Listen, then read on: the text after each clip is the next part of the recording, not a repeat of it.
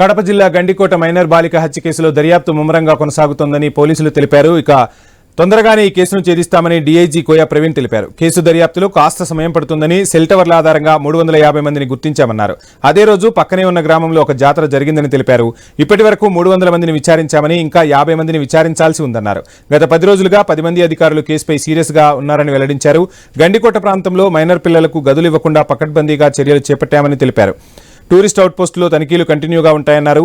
మైనర్లు ఒంటరిగా గండికోట ప్రాంతానికి రాకుండా జాగ్రత్తలు తీసుకుంటామని తెలిపారు.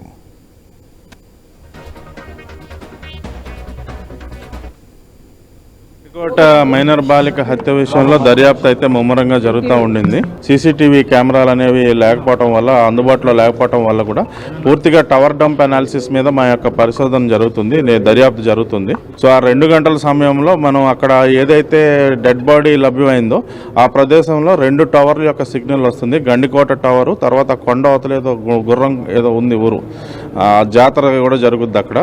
అవతల వైపు నది అవతల వైపు ఉన్న కొండ మీద టవర్ కూడా వస్తుంది.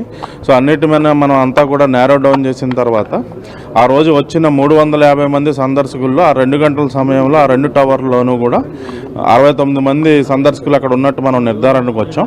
సో వాళ్ళ కోసం కూడా టీమ్స్ పంపించడం జరిగింది. వాళ్ళందరినీ కూడా వాళ్ళు ఏ ఊర్ల నుంచి వచ్చారో అన్ని ఊర్లకి మన టీమ్స్ తిరిగి అక్కడే ప్రాథమికంగా దర్యాప్తు చేస్తూ ఉన్నారు. మన యొక్క ప్రయత్నం జరుగుతుంది, ఖచ్చితంగా ఇది ఛేదిస్తాం. గండికోట